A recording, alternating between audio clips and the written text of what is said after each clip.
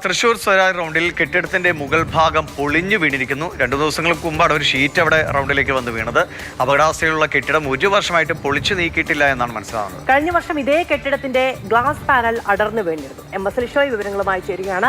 ലിഷോയ്, തൃശ്ശൂരിൽ നമുക്കറിയാവുന്നതാണ്, വർഷങ്ങൾ പഴക്കമുള്ള ധാരാളം കെട്ടിടങ്ങൾ അവിടുത്തെ നഗരത്തിന്റെ ഭാഗമാണ്. അതുമായി ബന്ധപ്പെട്ട പരാതികൾ കഴിഞ്ഞ ദിവസമായി ഇരുമ്പ് മേൽക്കൂര വന്ന് വീണപ്പോൾ ഉണ്ടാകാൻ സാധ്യതയുണ്ടായിരുന്ന അപകടം എത്രയാണെന്ന് നമുക്കറിയാം. പക്ഷെ അത് എന്തോ ഭാഗ്യം കൊണ്ട് ഉണ്ടായില്ല എന്നുള്ളത് വലിയ ആശ്വാസം നൽകിയൊരു കാര്യമാണ്. പക്ഷെ ഇപ്പോൾ അപകടാവസ്ഥയിലാണെന്ന് കഴിഞ്ഞ 1 വർഷമായി പറഞ്ഞിട്ടും പൊളിച്ചു നീക്കാത്തൊരു കെട്ടിടം അപകടം ഉണ്ടാക്കിയിരിക്കുന്നു.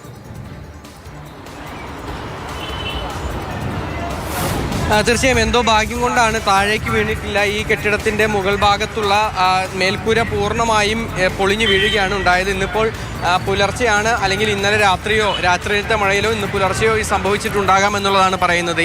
ഇതേ കെട്ടിടത്തിൻ്റെ ഗ്ലാസ് പാനലാണ് നേരത്തെ ഈ ഫുട്പാത്തിലേക്ക് വീഴുകയും ഒരാൾക്ക് പരിക്കേൽക്കുകയും ചെയ്തിട്ടുണ്ടായിരുന്നത്.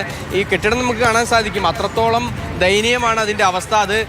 അത് ഊന്ന് കൊടുത്ത് നിർത്തിയിരിക്കുകയാണ് അവിടെ. ഇതേ കെട്ടിടം കുറേ നാളുകളായി അവിടെ അപകടാവസ്ഥയിൽ ഉണ്ടായിട്ട് പോലും ഇതുവരേക്കും അത് പൊളിച്ചു നീക്കിയില്ല.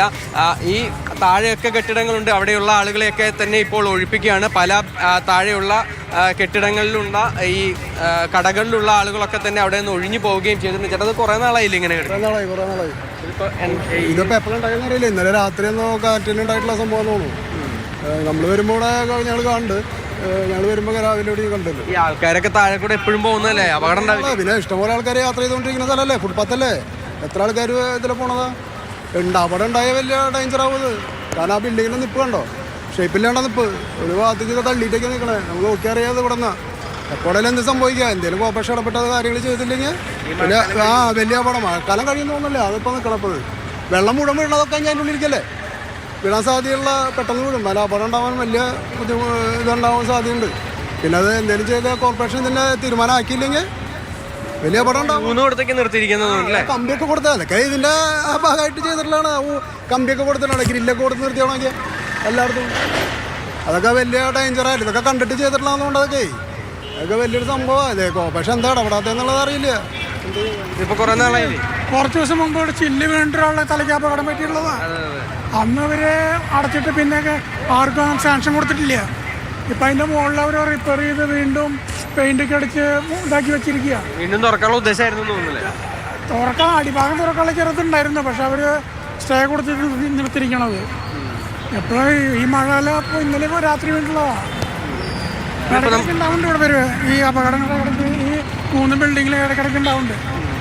ഈ ബിൽഡിംഗ് നോക്കിയാൽ തന്നെ കാണാൻ സാധിക്കും അത്രത്തോളം ഇരുമ്പിൻ്റെ സഹായം കൊണ്ട് നിർത്തിയിരിക്കുക. ഇപ്പോൾ തൂണിൻ്റെ ഇപ്പോൾ KSEBയിൽ നിന്നുള്ള ജീവനക്കാരെത്തി അതിൻ്റെ ആ കണക്ഷനൊക്കെ തന്നെ കട്ട് ചെയ്ത് മാറ്റുകയാണ്.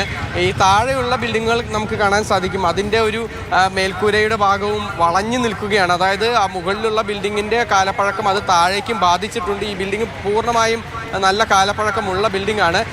ഒരുപക്ഷെ ഇത് ഏറ്റവും അധികം തിരക്കുള്ളൊരു സ്ഥലമാണ്. സ്വരാജ് റൗണ്ടിലാണ്. സ്വരാജ് റൗണ്ടിൽ കുറുപ്പർ റോഡിനോട് ചേർന്നുള്ള പ്രദേശമാണ്. അതുകൊണ്ട് തന്നെ വലിയ ഏതെങ്കിലും തരത്തിലുള്ള അപകടം പകൽ സമയങ്ങളിലൊക്കെ തന്നെ ഉണ്ടാവുകയാണെങ്കിൽ അത് ഒരുപാട് പൂരമൊക്കെ കഴിഞ്ഞു. നമുക്കറിയാം, പൂരത്തിന്റെ സമയത്തൊക്കെ പല കെട്ടിടങ്ങൾക്കൊക്കെ ചെറിയ തോതിൽ പ്രശ്നങ്ങളൊക്കെ ഉണ്ടാകാറുണ്ട്. ഈ കെട്ടിടത്തിന് ദിവിഷ ഇപ്പൊ അവിടെ ആളുകൾ പറഞ്ഞൊരു കാര്യം, വാർത്ത റിപ്പോർട്ട് ചെയ്ത സമയം എനിക്ക് ഓർമ്മയില്ല, അവിടുത്തെ ഗ്ലാസ് താഴേക്ക് വീണ് അവിടെ വഴി നടന്നു പോയ ഒരാൾക്ക് പരിക്കേറ്റൊരു സാഹചര്യം ഉണ്ടായിട്ടുണ്ട്.